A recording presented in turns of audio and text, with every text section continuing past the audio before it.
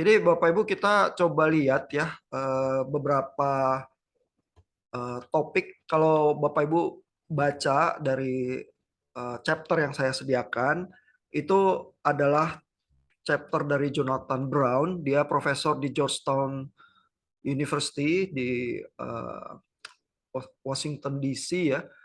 Dia tadinya Kristen, lalu konversi ke Islam gitu ya. Jadi kalau Bapak Ibu baca Jonathan Brown itu tulisan dari Muslim Scholars itu ya. Lalu yang satunya yang saya sediakan dari Abdullah Said, dia profesor mengajar studi Islam di University of Melbourne ya. Itu dia bicara tentang beberapa hal tentang Quran gitu ya. Nah, sore ini topik kita ini ada cuplikan recording yang saya diskusi beberapa tahun yang lalu di kelas di STT juga yang saya forward ke grup WA. Hari ini kita coba highlight beberapa hal, tapi juga ada bagian-bagian yang berbeda ya. Tapi tema utamanya adalah menyelami bahwa antara Islam dan Kristen itu memang ada kerut, tapi juga ada sambungannya, ya. Sehingga sebenarnya bagaimana kita menyikapinya, kita bisa memberikan aksen kepada hal-hal yang selaras, sambungan itu, atau bisa juga memilih mempertajam kerutnya, begitu ya, mempertajam gesekan atau perbedaannya, begitu ya. Karena relasi antara keduanya tidak sederhana ya, punya kompleksitas tertentu. Nah ini satu ayat ya yang mungkin membuka kita ya dengan tautan. Ini dari surah 3 ya, Al-Imran ayat 95 sampai 97, yaitu tentang kaitan tentang Abraham dan Ka'bah. Jadi umat Islam eh, mempercayai bahwa Ka'bah itu pun tradisinya, bangunan yang di Mekah itu tradisinya adalah bisa ditarik sampai kepada Abraham. Ya, ayat 95 itu berkata, katakanlah benarlah Allah, maka ikutilah agama Ibrahim yang lurus dan bukanlah dia termasuk orang-orang yang musyrik. Lalu ayat 96, sesungguhnya rumah yang mula-mula dibangun untuk manusia ialah Baitullah, ya, Baitullah, Bait Allah ya sebenarnya, yang di Mekah, yang diberkahi dan menjadi petunjuk bagi semua manusia. Padanya terdapat tanda-tanda yang nyata, makam Ibrahim. Barang siapa memasukinya menjadi amanlah dia. Mengerjakan haji adalah kewajiban manusia terhadap Allah. Makanya ada tradisi naik haji ke Mekah ya. Yaitu orang yang sanggup mengadakan perjalanan ke Baitullah. Barang siapa mengingkari, maka sesungguhnya Allah Maha Kaya dari semesta alam. Jadi ini ada sambungan, ada tautan tertentu ya, sehingga tiga agama itu ya, Yudaisme, kekristenan dan Islam disebut agama-agama Abrahamik ya, yang mengacu mewarisi tradisi dari Abraham gitu ya. Kalau kita lihat yang ditulis oleh Jonathan Brown ya, buat Bapak Ibu yang belum baca ya, kita coba lihat satu paragraf ya dari bukunya. Yang di G-Class itu memang hasil scan dari buku cetak yang saya punya ya, tapi nanti saya upload lagi ini yang lebih rapi ya kopinya. Ini saya memang berikan chapter pertama untuk Bapak Ibu baca soal. Jadi seluruh buku ini sebenarnya menceritakan kisah Muhammad ya, the life of the messenger of God ya, chapter pertama. Ini bagian dari pemahaman Islam yang terdiri dari 3 bagian, sirah nabawiyah ya, kisah sejarah Nabi, lalu Quran dan hadits ya. Jadi untuk memahami Islam biasanya seseorang harus mempelajari 3 area itu ya, sirah nabawiyah, Quran dan hadits begitu ya. Nah, di kelas kita ini memang tidak ada waktu cukup banyak ya untuk menyelami semuanya. Kalau yang mau lebih mendalam bisa ambil kelas studi Islam ya, Islamologi. Tapi di sini kita belajar cuplikan-cuplikan tertentu dan sejarah Nabi termasuk bagian yang penting ya di dalam memahami Islam. Nah, di awal chapternya ini halaman 1 ya, Jonathan Brown ini karena memang dia scholars yang kritis dan akademisi yang baik juga ya. Dia tuh bilang satu kualifikasi ini ya, bahwa di dalam paragraf ini kita lihat of course there is no one official version of Muhammad's life even among Muslims. Ya, jadi kalau kita bicara tentang sejarah Nabi ya, mungkin ada berbagai versi ya, karena agama Islam juga tidak homogen ya. Di sini langsung diakui oleh Jonathan Brown ya, paling tidak ada skism yang besar antara kelompok Syiah dan kelompok Sunni. Ya, sehingga dan skism ini ya, kelompok Syiah dan Sunni terutama menurut Jonathan Brown ya, adalah karena mewarisi sejarah Nabi yang ada perbedaan gitu ya. Kalau di kalangan Protestan ada dua skisma besar ya yang diwarisi dalam sejarah gereja, yaitu gereja Ortodoks Timur dan gereja Barat ya, itu abad ke-10 perpecahannya itu ya. Biasanya gereja-gereja Protestan dan Katolik pada umumnya mungkin nggak menyadari skisma itu karena jarang dibicarakan juga kali ya. Dan skisma yang lebih penting kalau untuk gereja Protestan biasanya reformasi ya, itu abad ke-16 begitu ya. Tapi ada dua kali perpecahan besar itu sebenarnya di sejarah gereja kita.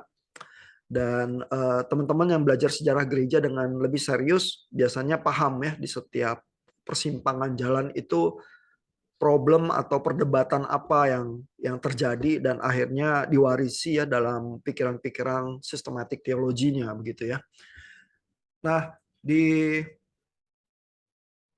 umat Islam juga begitu ya, ada skisma besar antara Syiah dan Sunni yang akarnya adalah sejarah Nabi yang berbeda begitu ya. Itu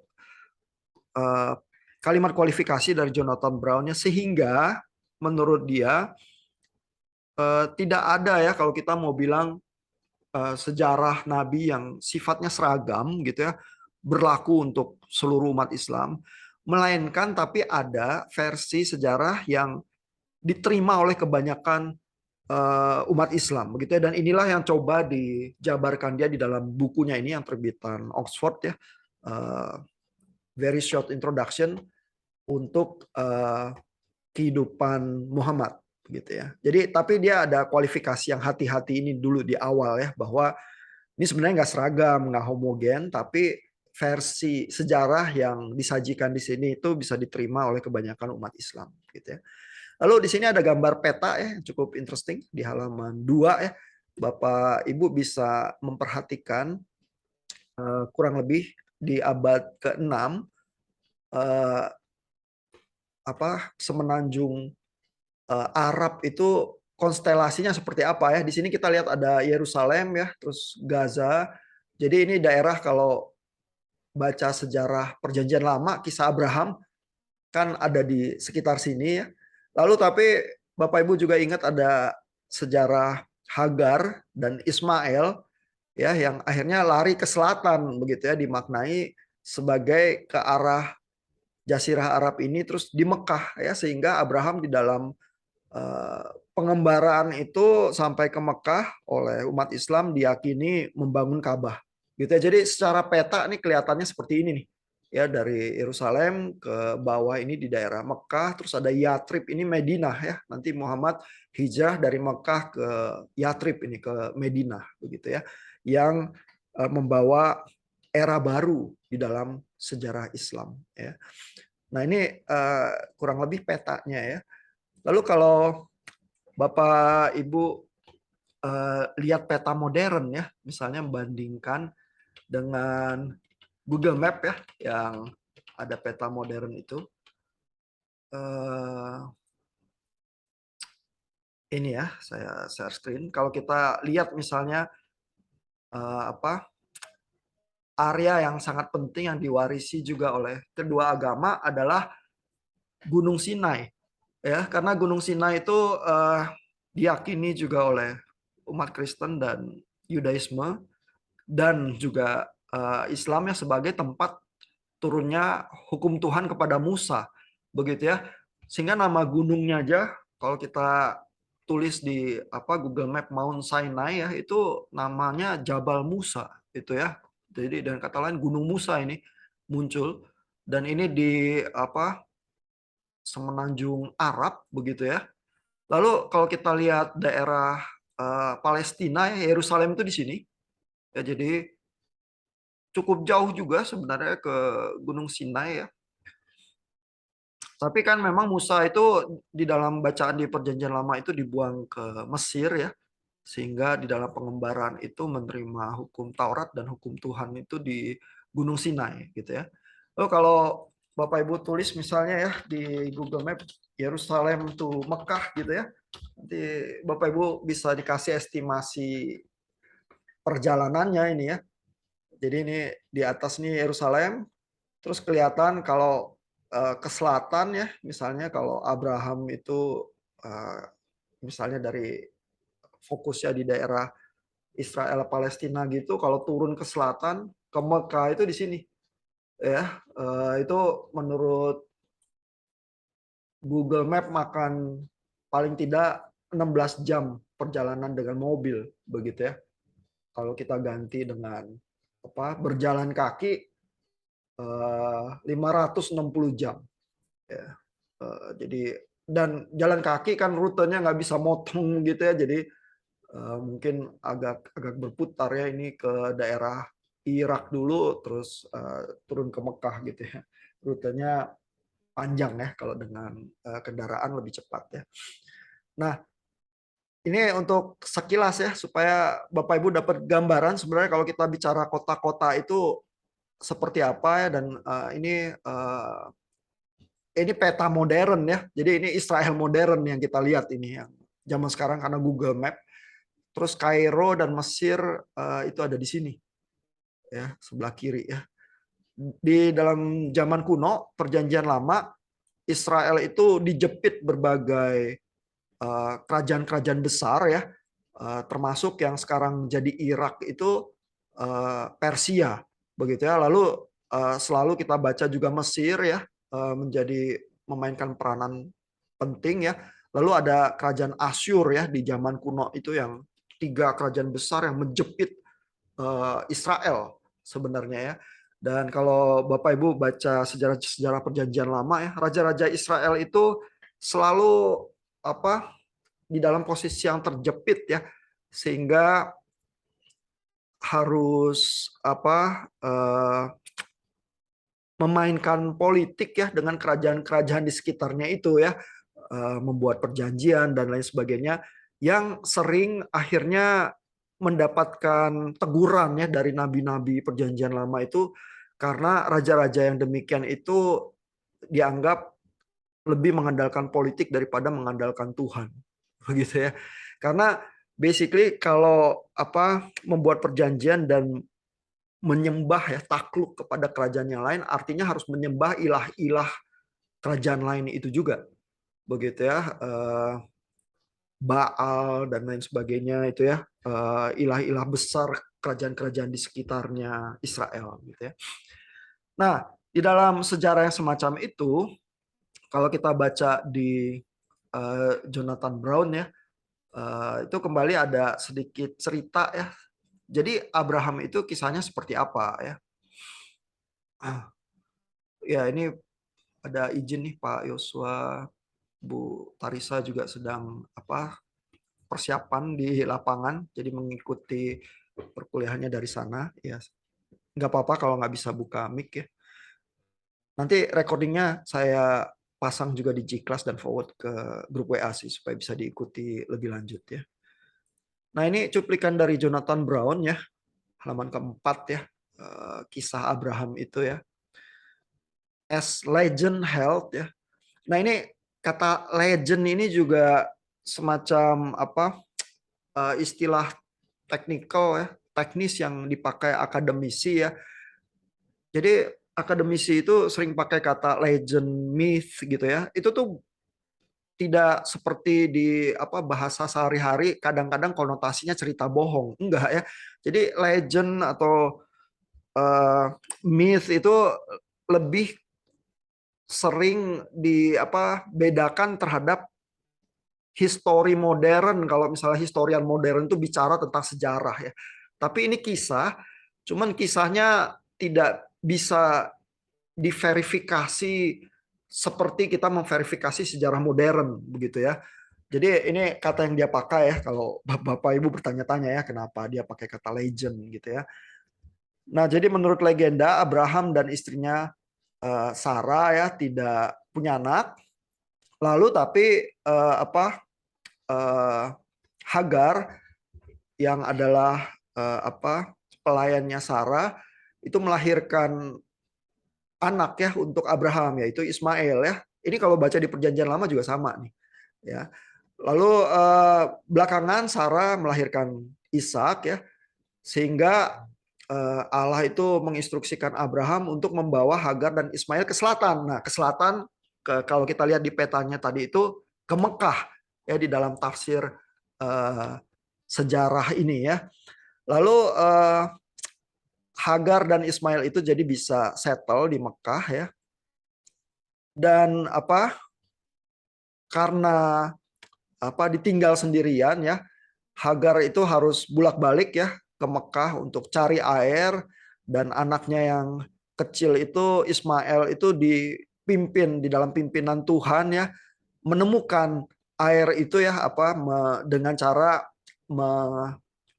memukulkan ya tumitnya ke tanah ya, lalu muncul ya mata air itu ya, air Zam-Zam ya. Jadi kalau Bapak Ibu dengar perkataan air Zam-Zam ya, itu di dalam tradisi pemahaman umat Islam juga terkait dengan kisah Abraham begitu dan kisah Ismail ini ya. Lalu Ismail dan Hagar ikut dengan suku di Arab ya, tinggal dekat Mekah, dan dari waktu ke waktu Abraham itu akan mengunjungi mereka ya, sehingga pada tahun tertentu yang tercatat di dalam surah 3 itu tadi yang kita baca ayatnya ya, Tuhan itu memberikan perintah kepada Abraham dan Ismail untuk membangun rumah penyembahan kepada Tuhan di Mekah, yaitu adalah Ka'bah itu. Ya, itu ceritanya Jonathan Brown memaknai sejarah Islam yang muncul dan kaitannya dengan Abraham gitu ya. Nah, ini bisa dibaca lebih lanjut ya detailnya. Nah, kalau di Bapak Ibu cari kata Arab ya di Alkitab Perjanjian Lama Kristen ya, maka itu muncul satu komentar dari ini justru ya, dari Paulus justru ya, yang bilang yang ada kaitannya dengan Hagar ya. Ini di Galatia 4 ya ayat 25. Hagar ialah Gunung Sinai di tanah Arab ya. Jadi Hagar itu dikoneksikan dengan Gunung Sinai, dikoneksikan dengan tanah Arab ya. Ia sama dengan Yerusalem yang sekarang. Sama dengan Yerusalem yang sekarang gitu ya. Padahal kita tadi lihat di petanya ya, Gunung Sinai itu ada di peninsula di semenanjung Arab, jauh di selatan itu, 16 jam lebih ya kalau ke Mekah ya, tapi ke arah yang lain itu bisa ditulis juga di Google Map ya, mungkin lebih panjang ya karena lewat gurun. Nah, tapi ini dikoneksikan nih. Jadi Paulus itu merangkai kisah ini ya dengan satu kebutuhan juga yang terjadi di kitab Galatia ya, bahwa di kitab Galatia itu ada perdebatan orang non-Yahudi yang jadi percaya Yesus, apakah perlu disunat supaya menjadi Yahudi dulu juga atau tidak, gitu ya. Sehingga seluruh argumennya Paulus di kitab Galatia sebenarnya berusaha bilang nggak usah ya, karena yang lebih penting adalah iman itu ya, bukan proses sunatnya ya. Sehingga di dalam ayat ini sebenarnya Paulus itu berusaha bilang Hagar ini bukan perempuan perjanjiannya. Jadi dia pakai kata itu ya. Ini ada satu kiasan, ada kedua perempuan dan dua ketentuan Allah. Yang satu dari Gunung Sinai itu berasosiasi dengan hukum Taurat, dengan kata lain sunat, begitu ya. Itu terkait dengan Gunung Sinai dan tanah Arab. Itu seperti Yerusalem yang sekarang. Nah, kalau yang berusaha diusulkan Paulus adalah Yerusalem yang akan datang. Ya, kalau Yerusalem yang sekarang itu hidup dalam perhambaan, begitu ya, karena memaksa untuk disunat ya. Jadi kelompok di Galatia itu ada yang memaksa orang percaya yang lain yang non Yahudi untuk disunat ya, sehingga Paulus memakai gerakan teologis ini ya untuk mempertahankan pendapatnya bahwa yang nggak usah disunat lagi karena yang lebih penting itu iman, begitu ya. Nah, sehingga di dalam kiasan ini Paulus memakai eh, apa kisah itu ya. Ini LAI menerjemahkannya, ini adalah suatu kiasan, bahasa aslinya ini adalah suatu alegori, gitu ya. Jadi perumpamaan ya, gitu ya. Artinya juga jangan ditafsir harafiah ya, bahwa oh Gunung Sinai itu sama dengan Yerusalem yang sekarang, ya enggak bisa harafiah ya. Ini semua sebenarnya kiasan, begitu ya. Dan kiasan itu moral ceritanya apa? Menurut Paulus adalah eh, bahwa yang lebih penting adalah sunat hati, yaitu iman ya, bukan sunat lahiriah itu yang sebenarnya di dalam kata-kata yang cukup keras dari surat Galatia itu sebenarnya perbudakannya terhadap hukum Taurat, begitu ya, di dalam gambaran yang coba dibangun. Nah, tapi ayat-ayat itu mengkoneksikan Hagar dengan tanah Arab, begitu ya. Kalau Bapak Ibu cari kata Arab di tempat lain nggak ada koneksi yang sejelas itu ya. Dan tampaknya pemahaman itu paling tidak tautannya ya kepada cerita Abraham diyakini juga oleh umat Islam ya, dalam bentuk bahwa Abraham memang melahirkan Ismail dan Abraham dan Ismail membangun Ka'bah di Mekah gitu ya. Nah, jadi eh, kalau ada yang berpikir antara Islam dan Kristen sama sekali nggak ada link, sama sekali kontra begitu ya, nggak ada kesamaan. Ini mulainya aja sebenarnya di dalam sejarah itu banyak kesamaan-kesamaan ya.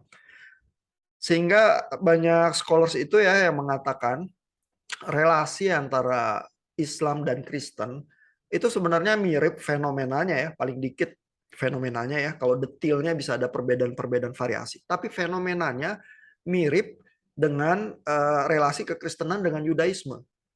Ya, karena seperti Paulus ya di dalam surat-suratnya juga mengkonfirmasi ya tradisi-tradisi Yudaisme, tapi memaknainya dengan cara-cara yang bisa berbeda ya, karena Paulus meyakini Tuhan sedang bekerja di dalam Yesus Kristus ya, dengan cara yang baru begitu ya. Sehingga di dalam kitab Galatia itu argumennya adalah ya nggak perlu disunat lagi sekarang.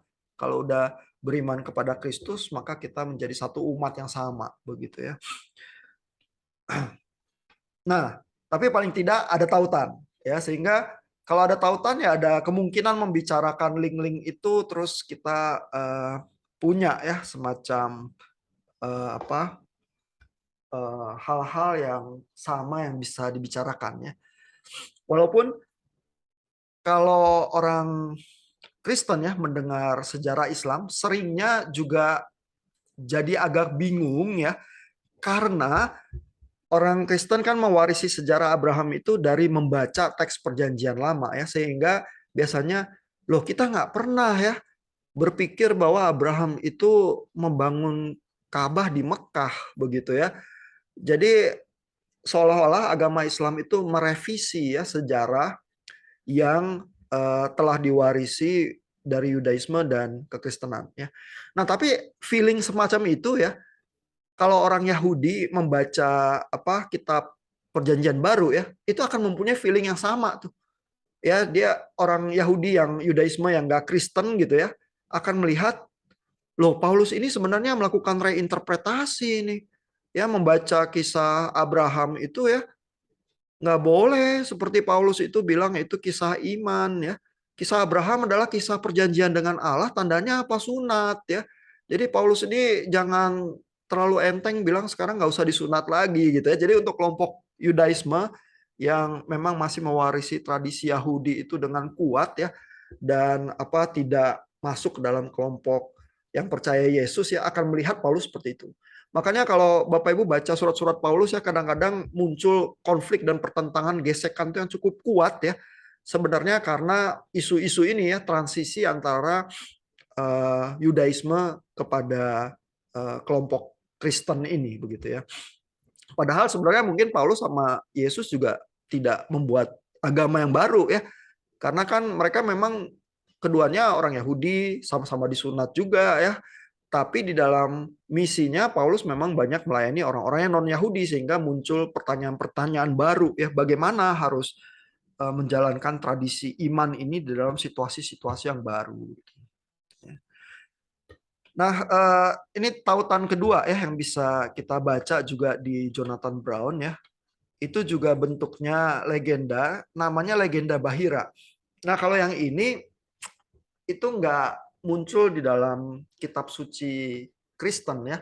Legenda Bahira ini ceritanya adalah ada seorang pendeta Kristen namanya Bahira ya. Lalu satu kali dia melihat ada grup yang lewat ya di padang gurun melewati dia. Lalu ketika memberi salam, pendeta Bahira ini melihat ada tanda awan ya yang di atas kepala seorang anak laki-laki kecil begitu ya yang tinggal di dalam karavan ya. Ini Bapak Ibu bisa baca di bukunya Jonathan Brown halaman 10 ya. Lalu pendeta Bahira ini memanggil anak itu dan memeriksa dia dan menemukan the seal of prophecy ya, tanda kenabian di bahunya ya, sehingga pendeta Bahira ini menyaksikan ya bahwa ada nabi yang akan datang ya, dan nabi itu disebut Paraklete ya, mengacu kepada Parakletos yang bunyinya itu muncul di kitab Injil Yohanes ya, comforter and most praise ya, sehingga umat Islam itu memaknainya bahwa ini tuh menunjuk kepada Muhammad ya, sehingga umat Islam akan membaca bahwa oh lihat di Injil Yohanes itu udah dinubuatkan kok tentang Muhammad ya. Lalu ada legenda ini yang seorang pendeta Kristen mengkonfirmasi tanda kenabian itu dari seorang anak kecil yang adalah Muhammad gitu ya. Nah, ini juga tautan tersendiri ya. Biasanya umat Kristen juga bingung ya kalau baca kisah ini karena Parakletos itu yang muncul di Injil Yohanes biasanya dimaknainya adalah kepada Roh Kudus ya yang turun di kejadian Pantekosta, tercatat di Kisah Para Rasul begitu ya. Jadi udah terjadi begitu. Sedangkan tapi umat Islam memaknainya itu menunjuk kepada Muhammad begitu, simbol Parakletos itu gitu ya. Nah, ini Jonathan Brown di halaman 90 ya, di bagian belakang itu waktu mengomentari tentang sirah ya, tentang natur dari sejarah Islam ini ya. Ini Jonathan Brown menulis yang semacam ini ya. Di dalam sirahnya itu, ini yang dituliskan oleh Ibn Ishaq ya. Memang secara langsung mengatakan bahwa Muhammad adalah Parakletos itu ya, yang di dalam bahasa Inggris diterjemahkan sebagai sang penghibur atau counselor ya, yang Yesus itu mengatakannya di Yohanes 14 ayat 16 dan 26 ya. Nah, asosiasi Parakletos kepada nama Muhammad atau Ahmad ya, menurut Jonathan Brown-nya adalah berbasis kepada bacaan dari bahasa Yunani yaitu Parakletos yang bisa juga artinya terbaca Paraklutos ya, sehingga berarti celebrated atau praise ya, sehingga the most praise itu adalah Muhammad begitu ya.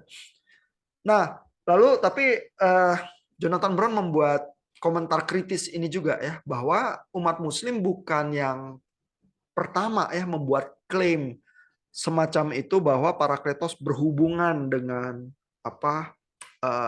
figur keagamaan tertentu. Sudah ada klaim yang serupa di abad ketiga, yaitu agama Manichaeism ya, pemimpinnya yaitu Mani itu mengklaim yang sama ya, bahwa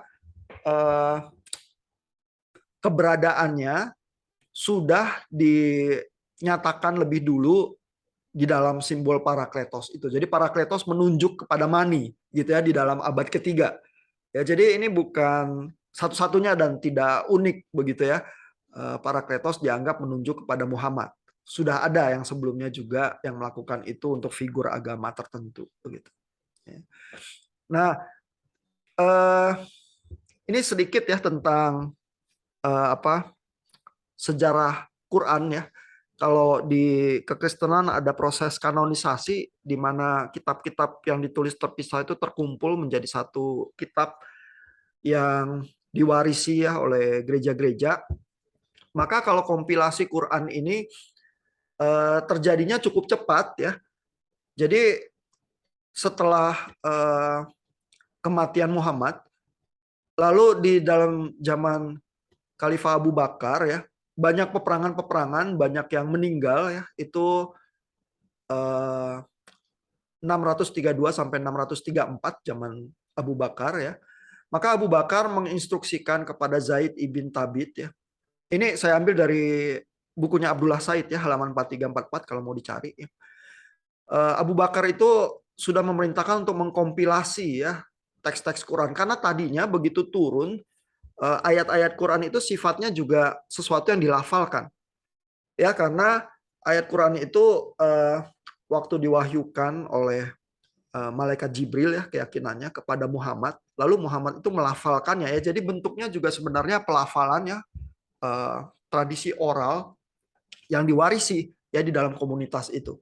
Menjadi kitab itu adalah ketika zaman Abu Bakar ini mulai memerintahkan ada kompilasi ini ya, karena tadinya banyak orang yang bisa menghafal ayat-ayat itu yang masih hidup, terus mulai banyak yang meninggal di dalam peperangan-peperangan sehingga mulai terasa ada kebutuhan untuk kompilasi ya. Jadi mulai di zaman Abu Bakar. Nah, lalu begitu zaman Abu Bakar lewat, teks yang terkumpul itu dipelihara ya oleh Khalifah Umar bin Khattab. Itu 634 sampai 644 ya dalam jangka 10 tahun ini. Lalu diteruskan, dipercayakan kepada putrinya Umar ya, Hafsa, yang adalah istri dari Muhammad juga begitu ya. Nah, tetapi tulisan dan bacaan yang diwarisi itu rupanya ada varian juga ya. Jadi bukan cuman Alkitab Perjanjian Baru ya, dalam teks Yunaninya ada varian. Sebenarnya Al-Qur'an juga ada ya. Namun di zaman Khalifah Utsman ya, ini sejarah yang diwarisi ya, dipercaya kebanyakan umat Islam ya.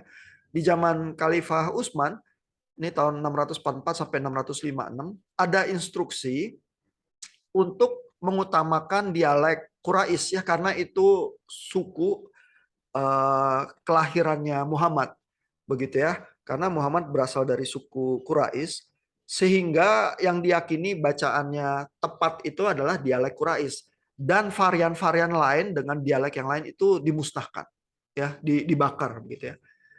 Sehingga bisa dibilang kalau dibandingkan dengan Alkitab Kristen, proses pengumpulannya ini yang ceritanya diwarisi di dalam tradisi ini cukup cepat ya, dari 630-an sampai 650-an ya. Jadi dalam kurun 20 tahunan terjadi satu kitab, dan kitab yang pada saat itu homogen karena semua varian yang lain dimusnahkan. Gitu ya. Kalau kitab suci agama Kristen ya, itu kalau kita menghitung dari Perjanjian Lama ya, itu kan kurun waktunya itu ribuan tahun ya. Kalau misalnya bicara tentang kerajaan Daud aja itu tahun 1000 sebelum Masehi.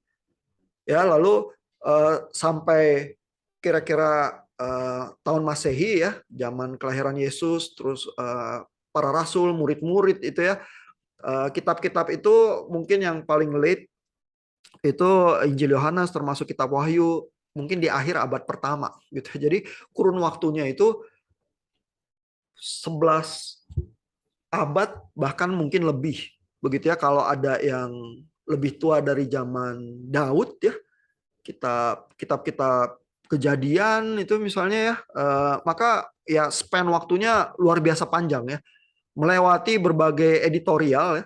Sehingga ada kitab-kitab Perjanjian Lama yang memang punya beberapa versi ya, yang terkenal, misalnya kitab Daniel itu muncul di dalam berbagai versi yang panjangnya bisa ada perbedaan, terus bahasa yang terkait juga berbeda-beda begitu ya.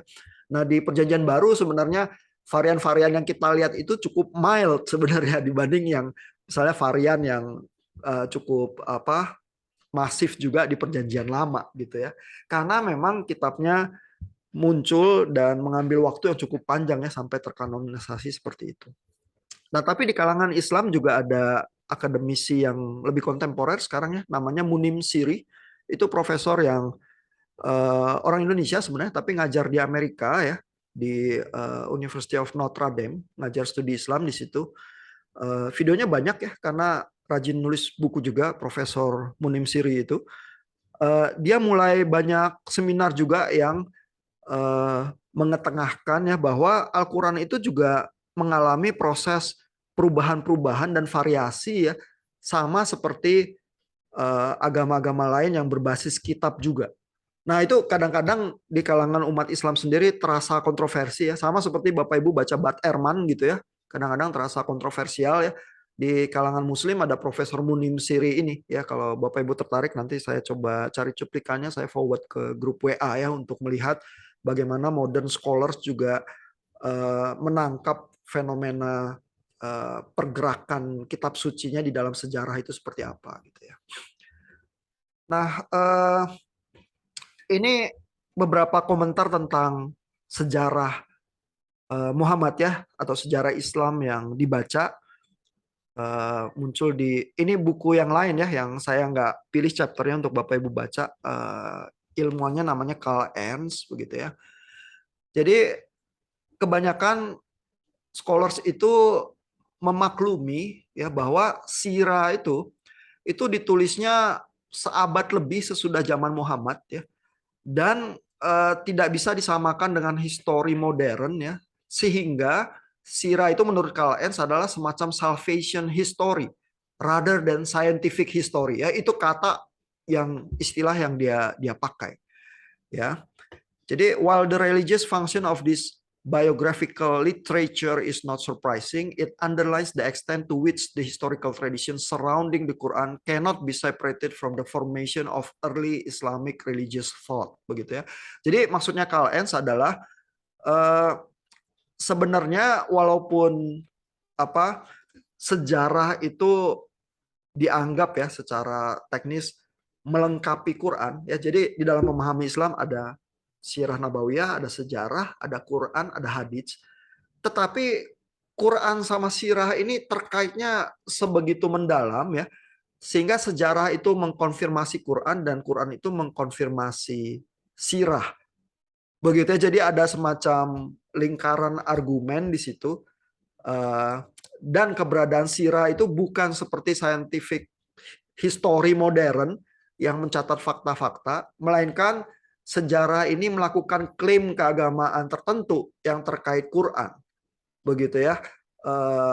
Makanya disebut istilahnya salvation history. Ya. Nah, jadi ini yang ditulis Carl Ernst. Jadi ada sirkularitas tertentu ya. Kalau baca sirah ya sebenarnya itu tadi ya, kita lihat cerita Ka'bah itu ya. Jadi sebenarnya Quran ada dulu, terus sirah itu mengkonfirmasi Quran, atau sebaliknya. Menurut Carl Ernst dua arah, begitu ya. Tapi juga berarti jangan menganggap sirah itu semacam historical fact seperti scientific history modern gitu ya. Nah, ini dari Jonathan Brown ya, di halaman 79 ya. Ini halaman-halaman yang belakang saya nggak kasih Bapak Ibu baca, tapi nanti saya berikan teksnya ya, supaya kalau Bapak Ibu mau baca lengkap juga bisa ya. Di perpustakaan di kampus juga ada sih. Nah, ini Jonathan Brown mencatat ya, memang sirah ini dituliskan dan dikumpulkan oleh Ibn Ishaq ya, itu 150 tahun sesudah kematian Muhammad. Ya. Nah, dan pada saat sirah itu dituliskan ya menjadi buku begitu ya. Mungkin tadinya kisah-kisah yang diwarisi ya di dalam komunitas, tapi begitu dituliskan jadi buku, maka ini adalah sejarah yang dihasilkan oleh komunitas Islam ya, untuk mengkonfirmasi ajaran-ajaran yang memang sudah diyakini oleh komunitas itu, diterima dalam sejarah 150 tahun kemudian. Ya, jadi ini waktu yang panjang nih, 150 tahun. Ya, kita aja kalau membayangkan kemerdekaan Indonesia tahun 1945 itu belum belum 100 tahun ya sebenarnya ya. Tapi itu ya kebanyakan generasi Gen X, Millennials, Gen Z itu udah nggak tahu lagi sebenarnya perang kemerdekaan seperti apa. Yang tahu ya orang tua, kakek nenek mereka begitu ya. Dan bayangkan kalau kita yang menuliskan sejarah itu begitu ya, maka mungkin kita akan mengkonfirmasi kisah-kisah yang memang diwarisi ya lewat dan diperingati sebagai bangsa Indonesia di dalam kisah-kisah semangat kemerdekaan kita gitu ya. Kecuali kalau yang nulis kakek nenek kita tuh yang tahu benar ya, dulu ya pagi-pagi buta ya, Belanda itu mendarat terus ngebom apa gitu ya. Nah, itu mereka bicara fakta-fakta semacam itu. Kalau kita yang dipaksa menulis sejarah, maka tulisan kita akan mengambil acuan kisah-kisah yang kita warisi sebagai kisah-kisah kebangsaan. Kita harus bayanginnya gitu tuh, karena ini 150 tahun ini jangka waktu yang sangat panjang begitu ya. Nah, sehingga ini Jonathan Brown ya, karena dia akademisi yang baik ya, dia juga memberikan catatan ini ya. Fakta ini ya, bahwa sejarah penulisan sirah itu jangka waktunya panjang ya, memang menghasilkan keraguan di dalam pandangan modern historian ya, di dalam pandangan sejarawan modern, karena bentrok dengan historical critical methods. Ya, jadi kalau mau histori kritis begitu ya, mempertanyakan ya, apa benar ini sejarah kejadiannya seperti itu? Ya, maka ini bisa bentrok nih. Ya. Nah, dan historical critical method ini menuntut ya bahwa historical sources itu harus as close as possible chronologically to the events they describe. Ya, harus sedekat mungkin kepada hal-hal yang dikisahkan ya. 150 tahun ini jauh ya, kalau dalam 20 tahun terus sudah dituliskan itu terbilang cepat ya, karena orang-orang yang mengalami langsung kan masih hidup, tapi 150 tahun udah ganti generasi begitu ya. Nah, sehingga historical critical method menuntut bahwa kita tuh perlu mempertimbangkan ada bias setelah 150 tahun dari komunitas yang menulis sejarah itu gitu ya. Tapi fakta yang semacam ini ya, bahwa ada jangka waktu yang cukup panjang sampai penulisan sirah, seorang Muslim scholars yang baik seperti Jonathan Brown juga akan mengakui dan mengkonfirmasi ya, sejauh ini dari pengetahuan keilmuan yang ada begini kondisinya gitu.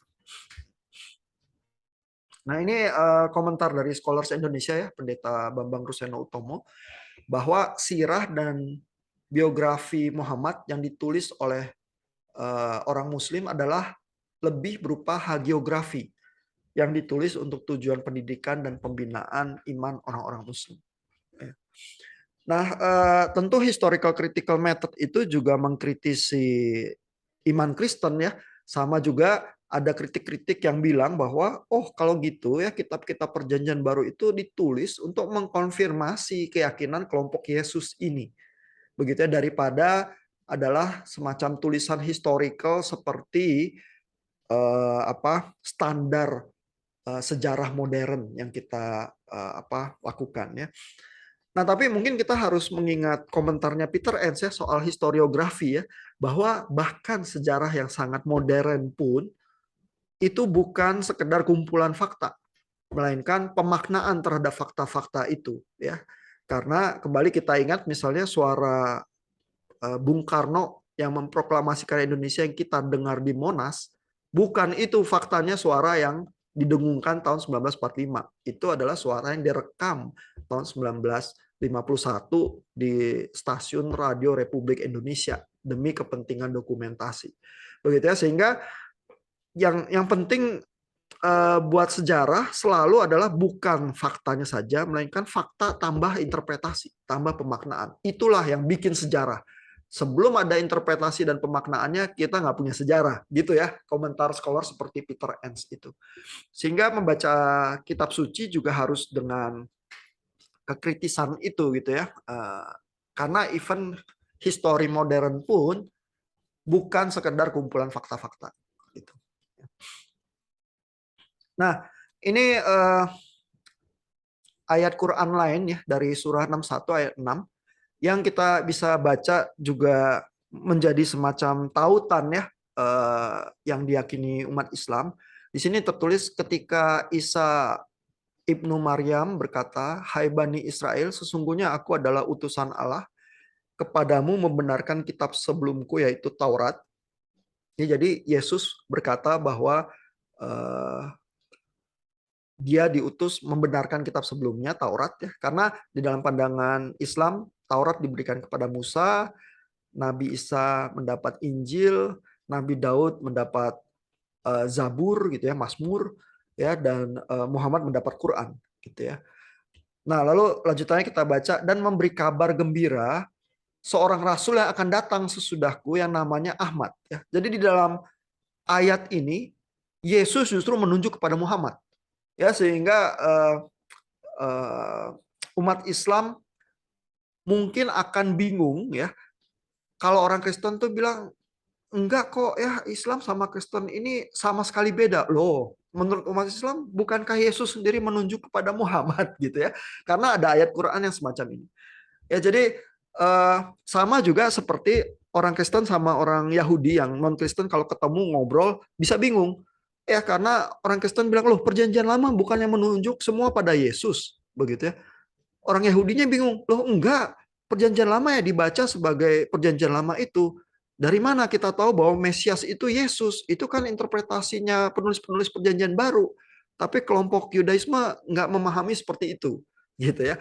Nah, jadi kalau Bapak Ibu sampai ke dalam dialog ya dengan umat Islam terus terjadi kebingungan-kebingungan ya, Bapak Ibu bisa bayangkan dan mencerna fenomena seperti juga kalau orang Kristen ketemu dengan penganut Yudaisme ya yang baca cuma perjanjian lama gitu ya. Nah, ini ayat lainnya yang menggambarkan eh, pikiran inti ya, salah satu yang paling penting di dalam Islam yaitu tauhid ya, keesaan Tuhan itu ya, yang monoteistik kuat begitu ya. Ini dari surah 112 Al-Ikhlas ayat 1 sampai 4 ya. Katakanlah dialah Allah yang Maha Esa, Allah adalah Tuhan yang bergantung kepadanya segala sesuatu. Nah, ini ayat-ayat yang ini eh, formulasinya seperti itu ya. Dia tiada beranak dan tidak pula diperanakan. Dan tidak ada seorang pun yang setara dengan dia. Ya.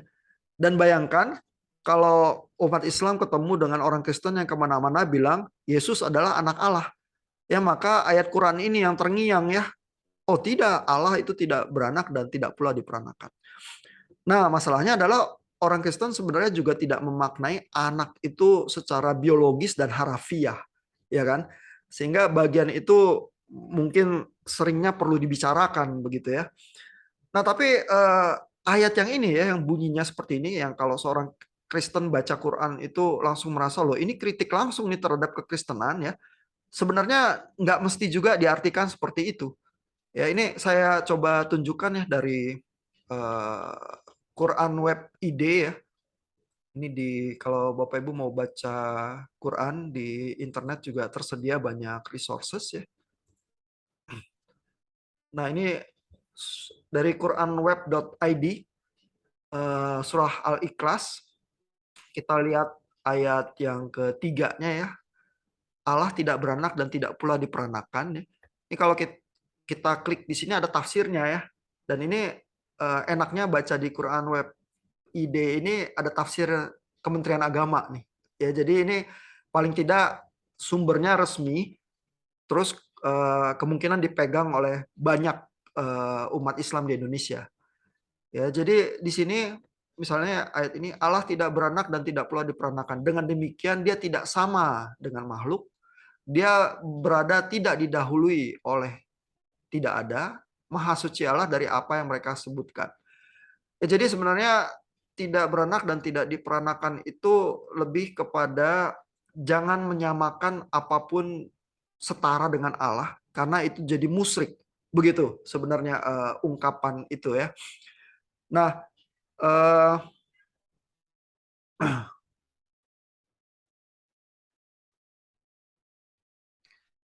Nah, ini ada dari Ibnu Abbas ya, memang di sini ditulis ya, ini adalah bantahan terhadap orang Nasrani yang mengatakan Isa Al-Masih adalah anak Allah, dan bantahan terhadap orang Yahudi yang mengatakan Uzair adalah anak Allah ya. Nah, ini mungkin orang Yahudi juga akan bingung ya, bahwa loh, apa ada ya klaim dari Yudaisme yang mengatakan eh, figur tertentu adalah anak Allah ya. Padahal sebenarnya monoteisme Yudaisme juga juga kuat ya, karena apa, tidak boleh ada ilah yang disembah di Perjanjian Lama, itu sangat kuat juga motifnya begitu ya. Nah, tapi sebenarnya ada tafsir lain lagi ya. Ini ya, di bagian atas ini ya, ayat ini menentang dakwaan orang-orang musyrik Arab yang mengatakan bahwa malaikat-malaikat adalah anak perempuan Allah, dan dakwaan orang Nasrani bahwa Isa anak laki-laki Allah ya. Jadi memang ada nuansa kritik terhadap kekristenan ini ya, tetapi juga sebenarnya konteks yang lebih dekat ya adalah kalau di Jazirah Arab pada zaman sebelum Islam ya, zaman sebelum Muhammad, itu yang ada politeisme. Di dalam konstelasi dewa-dewa yang politeisme biasanya memang ada hubungan-hubungan keluarga begitu ya. Makanya kalau kita baca apa, kisah dari Perjanjian Lama, misalnya kisah penciptaan Babylon itu ya, Enuma Elis, itu kan juga antara dewa itu sebenarnya saling berkeluarga itu ya, Marduk melawan Tiamat gitu ya, sama-sama dewa air. Terus yang satu itu nanti memperanakan yang lain, terus mereka saling berperang begitu ya.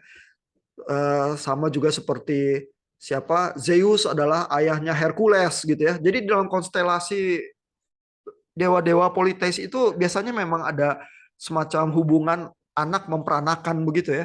Sehingga yang dikritik Quran, kalau kita mau lihat konteks dekatnya ya, di dalam historical backgroundnya apa, di Jazirah Arab, yang dikritik itu sebenarnya politeisme Arab itu ya. Makanya di sini juga di dalam tafsir ini dicatat ya, dan tafsirnya adalah yang diklaim di Jazirah Arab itu malaikat-malaikat adalah anak perempuan Allah begitu ya.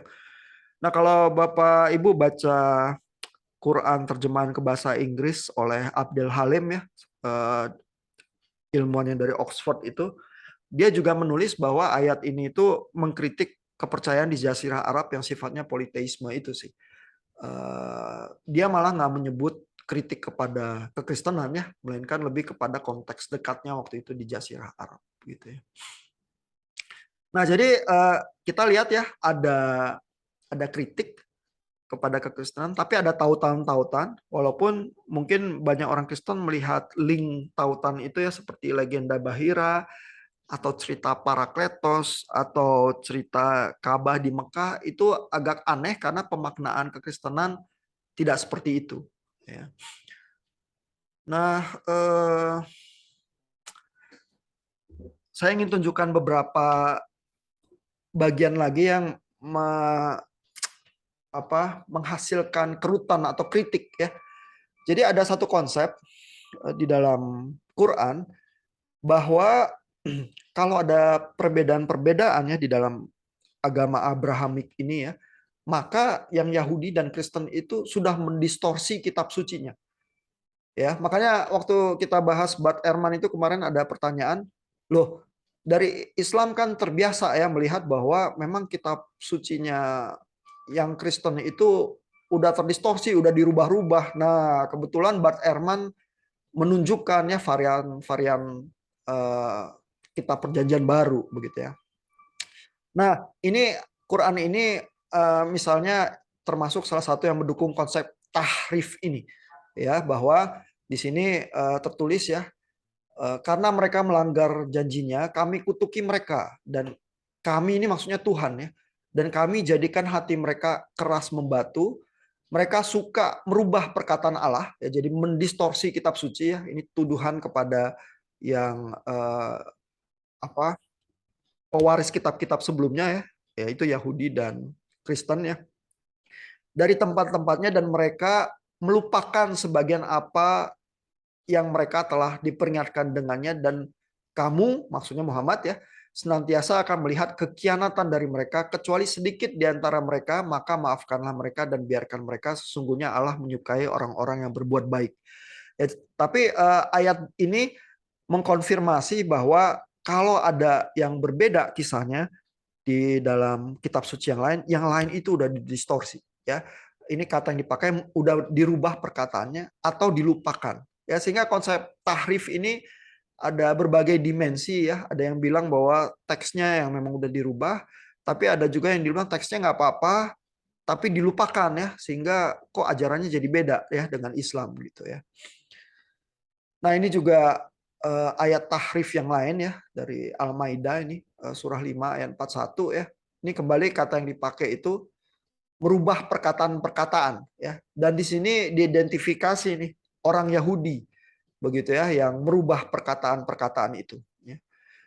Nah, kalau Bapak Ibu baca Quran seringnya terasa kritik terhadap orang Yahudi itu lebih keras daripada yang Kristen gitu ya. Tapi juga ada ya kritik terhadap yang Kristen. Coba aja Bapak Ibu baca ya dan rasakan di Quran ya. Apa betul ya ada perbedaan sedikit yang bisa terasa bahwa kritik kepada Yahudi itu lebih keras. Padahal kalau dari perasaan orang Kristen ya, sebenarnya keyakinan Yahudi itu cukup dekat ya dengan yang Islam ya, karena praktek Yudaisme masih mewarisi tradisi sunat gitu ya. Masih ada hukum-hukum soal makanan begitu ya. Islam juga begitu. Justru kekristenannya agak beda ya, tapi kok Quran mengkritisi yang Yahudi lebih keras ya daripada mengkritisi kekristenan. Jadi itu fenomena yang menarik juga ya, yang mungkin bisa juga jadi penelitian begitu ya. Nah, nah ini beberapa ayat tahrif yang lain ya. Jadi surah 2 ayat 159 misalnya, orang-orang itu menyembunyikan apa yang telah Tuhan turunkan begitu ya. Jadi ada yang merubah perkataan, ada yang melupakan, ada yang menyembunyikan begitu ya. Nah, nah ini kembali ya merubah perkataan, ini dari surah yang lain ya. Tapi selain kritik bahwa sudah ada yang dirubah itu ya, tahrif itu, ada relasi positif ke Alkitab juga. Ya, jadi ini relasi antara Islam dan Kristen ini begitu complicated ya. Ada yang mengkonfirmasi, ada yang mengkritik, ada yang link, tautan, ada yang kerutan, gesekan gitu ya. Ini surah 2 ayat 121 misalnya ya. Orang-orang yang telah kami, ini maksudnya kalau baca kami itu maksudnya Tuhan ya, orang-orang yang Allah berikan Alkitab kepadanya, mereka membacanya dengan bacaan yang sebenarnya, mereka itu beriman kepadanya, dan barang siapa yang ingkar kepadanya, maka mereka itulah orang-orang yang rugi begitu ya. Dan ini maksudnya seluruh kitab ya, termasuk Taurat, Injil, Zabur, Quran gitu ya. Jadi ini mengkonfirmasi justru kitab-kitab sebelumnya ya. Ini surah 10 ayat 94, maka jika kamu, maksudnya Muhammad ya, berada dalam keraguan-raguan tentang apa yang Allah turunkan kepadamu, maka tanyakan kepada orang-orang yang membaca kitab sebelum kamu. Ya, jadi maksudnya siapa orang-orang berkitab itu ya, orang Kristen sama orang Yahudi sebenarnya. Ya, jadi bahkan ada perintah ya dari Allah kepada Muhammad, kalau ada keraguan-raguan tanya sama orang Kristen dan orang Yahudi. Ya, sesungguhnya telah datang kebenaran kepadamu dari Tuhanmu, sebab itu janganlah sekali-kali kamu termasuk orang-orang yang ragu-ragu. Ya, dan dalam kisahnya kan sebenarnya dalam sirah Nabawiyah itu ya, waktu Muhammad diturunkan Quran, kan Muhammad di dalam kisahnya itu ketakutan ya, karena seperti menggigil dan lain sebagainya begitu ya, ada fenomena fisiknya juga, dan dia curhatnya ke pamannya ya, yang dipercaya dalam beberapa tradisi itu Kristen sebenarnya begitu ya, sehingga ada tautan yang lain lagi begitu ya. Dan juga ada ayat ini ya, bahwa kalau ada keraguan-raguan tanya sama yang mewarisi kitab yang sebelumnya, yaitu ya kelompok Kristen dan Yahudi gitu. Ya, jadi ada ayat-ayat yang sebenarnya di Quran itu sangat friendly ya terhadap kelompok-kelompok agama yang lain, tapi juga ada ayat-ayat yang sifatnya kritik dan gesekan. Nah, ini ayat-ayat yang cenderung pluralis juga ya. Jadi kelompok-kelompok yang Muslim yang lebih ingin membina persahabatan ya dengan kelompok agama yang lain, biasanya mengutip ayat-ayat ini ya. Ini juga surah 5 Al-Maidah ya. Al-Maidah selalu jadi ayat yang terkenal karena kasus Ahok ya. Tapi kalau yang pernah membaca Al-Maidah dari awal sampai akhir tahu juga bahwa spektrum dari ayat-ayat itu sangat luas ya yang ada di Al-Maidah ya. Ini Al-Maidah ayat 82 ya. Sesungguhnya kamu dapati orang-orang yang paling keras permusuhannya terhadap orang-orang beriman ialah orang-orang Yahudi dan orang-orang musyrik ya. Orang musyrik itu orang yang apa menyamakan Allah dengan berhala gitu ya. Dan sesungguhnya kamu dapati yang paling dekat persahabatannya dengan orang-orang yang beriman ialah orang-orang yang berkata sesungguhnya kami ini orang Kristen gitu ya. Jadi ini kelihatan paling tidak di ayat yang ini ya kritiknya terhadap Yahudi lebih keras ya daripada kritiknya terhadap yang Kristen ya. Yang demikian itu disebabkan karena di antara mereka, maksudnya yang Kristen ya, terdapat pendeta-pendeta dan rahib-rahib karena sesungguhnya mereka tidak menyombongkan diri gitu ya. Jadi orang Kristen itu dipuji kalau orang Kristen itu rendah hati ya. Tampaknya ayat Qurannya ini perlu ya diwarisi oleh umat Kristen ya. Karena kalau umat Kristen menyombongkan diri juga akhirnya menghasilkan banyak gesekan ya. Lalu ini surah 60 ayat 7 ya. Mudah-mudahan Allah menimbulkan kasih sayang antaramu dengan orang-orang yang kamu musuhi di antara mereka ya. Jadi ini ayat yang mungkin sepadan dengan ayat Alkitab Kristen yang bilang bahwa kasihilah musuhmu. Ya, Yesus memerintahkan itu bahkan di Matius ya, khotbah di bukit ya, ayat-ayat yang kontroversi itu kan kumpulan itu yang bilangnya adalah tadinya kamu telah mendengar bahwa bencilah musuhmu, tetapi sekarang kukatakan kepadamu kasihilah musuhmu. Nah, ini ayat ini bunyinya dekat ya dengan motif yang semacam itu ya. Allah menimbulkan kasih sayang antaramu dengan orang-orang yang kamu musuhi di antara mereka. Begitu ya. Jadi jangan juga dengan cepat ya memberikan kesan atau mendapat kesan bahwa agama Islam itu agama yang penuh permusuhan. Loh, enggak loh. Ayat yang cinta kasih semacam ini juga ada di Quran, begitu ya. Sehingga relasi yang kompleks antara agama itu perlu disikapi dengan penuh bernuansa juga sih ya. Jangan hitam putih lalu langsung mengkategorikan atau melabel kelompok yang lain itu dengan label-label yang tidak menguntungkan gitu. Nah, sejauh ini pembahasan kita yang mudah-mudahan memberikan gambaran ya bahwa memang ada tautan-tautan ya, betapapun kadang buat yang Kristen itu aneh ya, tetapi ada tautan itu. Lalu tapi juga memang ada kritik dan ada gesekan ya. Nah, sehingga di dalam relasi itu kita bisa punya pilihan-pilihan ya, mau mengkonfirmasi keselarasan atau tautan, eh, tentu yang bisa diyakini juga ya oleh kelompok beragama dan tidak dipaksakan ya. Atau nah ini sering menjadi pilihan kalau lagi suasana politis ya. Menjelang pemilu kadang-kadang yang ditekankan itu perbedaan dan gesekannya. Ya karena ingin menekankan bahwa satu kandidat politik itu lebih beragama daripada kandidat politik yang lain. Nah, itu sebenarnya sih praktek yang nggak begitu menguntungkan ya, baik secara politis maupun secara kehidupan keagamaan, karena kalau di masyarakat terjadi polarisasi dan perpecahan yang cukup keras ya, usaha untuk membangun bangsa dan negara itu secara bersama jadi lebih sulit sih gitu ya, sehingga kadang-kadang habis pemilu itu perlu dirajut ulang ya kebersamaan masyarakat itu supaya memang kita bisa memikirkan bersama kebaikan untuk Indonesia ya, yang dalam kondisi normal juga sebenarnya tidak mudah, tetapi di dalam dispute politik kadang-kadang jadi meruncing ya. Nah, silakan Bapak Ibu kalau ada komentar atau pertanyaan. Ada yang perlu diklarifikasi atau komentar apa aja boleh.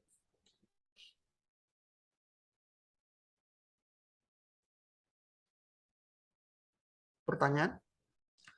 Yang bisa buka mic cuman Bu Teti sama Pak Timothy sih.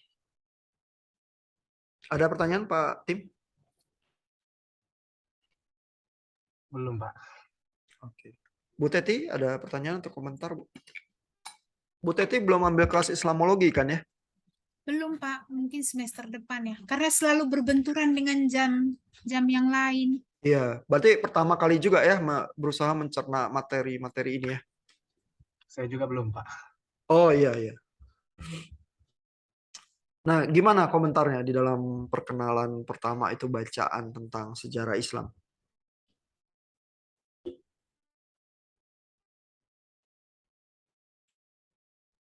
Iya, mungkin yang saya sering dengar ya dari saudara kita sering kritik ya itu memang tulisan kita sering diubah, tapi memang ketika lihat ya tulisan bacaan hari ini juga ya mereka juga nggak ada punya kepastian 100% itu ya sesuai dengan tidak ada pengubahan gitu.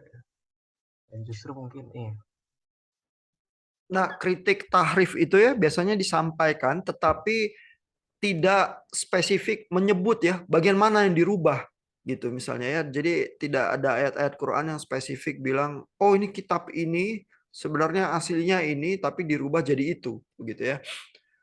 Nah, sehingga bisa ada diskusi yang lebih mencoba memahami sih sebenarnya kalau memang terus ada keyakinan perubahan-perubahan itu di bagian mana terus coba didiskusikan ya karena kan teks-teks aslinya ada ya seperti yang kita coba praktekkan beberapa waktu yang lalu itu teks-teks Yunani itu kan dari Perjanjian Baru bisa diakses ya dari berbagai museum dan penyimpanannya.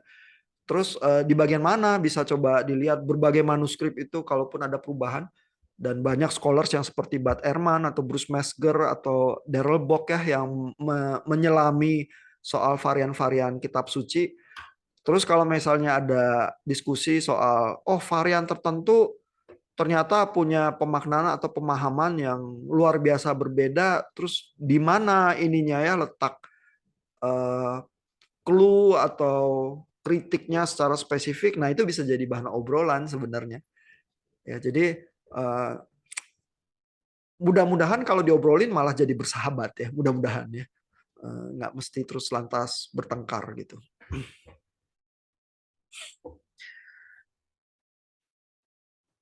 Ya, jadi di satu sisi buat yang Kristiani juga nggak perlu ada semacam ketakutan yang berlebih ya. Kalau memang ternyata ada varian teks yang luar biasa menarik karena perubahannya luar biasa signifikan gitu ya, ya mungkin yang Kristiani perlu tahu juga ya kan. Jangan terus buta gitu ya, nggak pernah baca Alkitab sendiri, terus pas dikasih tahu ngamuk lagi gitu ya, jangan gitu. Ya. Periksa juga aja dan baca aja nggak apa-apa. Bu Teti ada komentar Bu atau pertanyaan? Paling itu ya kalau kita bertemu dengan eh, saudara-saudara yang itu kan yang selalu surah Al-Ikhlas itu ya tentang Allah itu tidak beranak dan tidak diperanakkan. Jadi, tapi kadang-kadang kalau kita berdiskusinya itu jadi kita nggak menjawab apa yang mereka tanya karena konsep mereka juga seringkali yang Allah beranak dan tidak beranak itu kan tentang Allah itu Allah satu, terus Bunda Maria itu ibunya, terus Isa itu adalah anaknya. Jadi konsep itu kadang kita tidak menjawab itu, tapi lebih pada uh, bagaimana sejak dari manusia jatuh ke dalam dosa. Karena sebenarnya manusia itu telah berdosa, bahkan dari bayi pun kita sudah berdosa. Jadi lebih kepada kita memberitakan kabar baiknya sih. Kalau saya begitu, jadi tidak menjawab karena itu pasti akan kaitannya nanti dengan Tritunggal. Jadi itu orang-orang apa? Orang-orang Nasrani Allahnya tiga, sedangkan bapaknya ada, ibunya ada gitu. Jadi itu sih. Jadi kalau memang terjadi obrolan seperti itu, memang bisa berusaha dijelaskan bahwa Tritunggal itu sebenarnya monoteis juga. Ya kan? Kan bukan politeis yang diyakini orang Kristen. Dan kalau orang Kristen ditanya apa percaya politeis atau monoteis, ya pasti kebanyakan akan jawab monoteis begitu ya. Eh, Nah, memulai obrolan dengan semacam dosa asal ya, itu juga konsep yang bisa jadi perlu penjelasan panjang lebar, karena di Quran juga ada kisah Adam dan Hawa dan kisah yang mirip seperti kisah Kejadian. Tetapi begitu Adam itu jatuh begitu ya ke dalam dosa, terus di akhir ceritanya itu diampuni Allah. Begitu, sehingga pikiran tentang dosa asal itu di dalam konsep teologis Islam itu nggak ada. Gitu. Jadi kalau berusaha masuk dari situ itu juga sesuatu yang terasa aneh. Ya, karena kalau buat pemahaman Islam, ya kita memang manusia itu berdosa, tapi Allah Maha Pengampun kok. Kalau kita minta ampun, Tuhan akan mengampuni. Ya, terus kita hidup yang baik gitu ya. Sama kalau ngobrol dengan orang-orang yang penganut Yudaisme, itu membaca Perjanjian Lama juga nggak ada konsep dosa asal. Ya, jadi ada variasi-variasi itu, sehingga kalau ngobrol memang harus bersabar ya, berusaha memahami keseluruhan bangunan teologis yang lain, terus pelan-pelan menjelaskan, mendengarkan juga kalau dari sebelah sana pemahamannya seperti apa gitu ya. Jadi biasanya butuh maraton sih. Ya, Iya, Bu Teti. itu juga kadang-kadang hal menarik begitu. Jadi kita tidak menjawab apa yang mereka, kalau dari saya ya, karena kalau kita menjawab, dan Isa sendiri pun begitu ya, kadang-kadang dia tidak langsung menjawab apa yang ditanya begitu, karena misalnya kalau bayi-bayi itu, bayi-bayi kalau misalnya ada yang meninggal, masuk surga apa tidak gitu, mereka bilang masuk surga lah, mereka belum berdosa gitu, karena memang itu konsepnya. Tapi kita karena kan memberitahu apa yang kita punya, terus mempresentasikan apa yang kita percayai, entah percaya atau tidak, kan kita tidak mesti harus saling saling beradu. Yang penting kan bukan menang kalah, tapi Betul. menyampaikan apa yang kita pahami, dan mereka mendengar, oh, pemahaman orang Nasrani begitu, iya, kalau kita pun bayi sudah berdosa gitu, lalu kita ceritakan dari konsep kita gitu sih, Pak.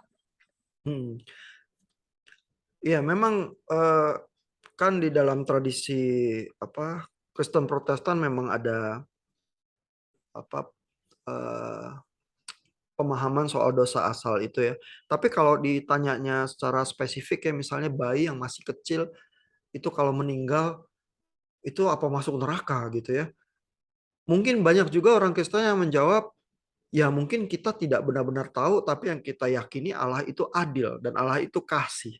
Ya, sehingga biar bagaimanapun persoalan keselamatan itu kan memang bukan di tangan manusia ya, melainkan di tangan Allah begitu ya. Jadi mungkin sih juga ada ya orang Kristen yang menjawab seperti itu sih. Walaupun juga sama-sama meyakini ya ada dosa asal, butuh penebusan, juru selamat dan sebagainya gitu. Iya, karena pertanyaannya semacam itu kalau seperti bayi atau orang yang berkebutuhan khusus begitu ya, atau yang punya gangguan kejiwaan begitu ya, itu nasibnya terus jadi gimana ya, karena mungkin nggak bisa berpikir dan mengkonfirmasi formulasi doktrin tertentu ya secara konfirmatif gitu kan. Nah, yang kita yakini ya Allah itu adil ya di dalam kasus-kasus yang semacam itu gitu. Ya, nah tapi mudah-mudahan sih introduction ini membuka kemungkinan obrolan ya, dan paling sedikit menolong yang Kristiani itu bisa memahami juga sudut pandang sahabat-sahabat yang Muslim gitu. Ya. Sehingga kalau ngobrol bisa lebih sabar dan lebih kuat maraton gitu. Ya, kalau nggak ada pertanyaan lagi, kita udah overtime juga nih. Jadi kita sampai di sini ya. Nanti saya upload lagi chapter-chapter tertentu yang saya ambil. Mungkin minggu-minggu ke depan topiknya lebih polemik ya. Mudah-mudahan Bapak Ibu ada waktu senggang untuk baca, sehingga diskusi kita kalau ketemu jadi lebih banyak komentar dan pertanyaan. Ya. Kita sampai di sini untuk siang ini.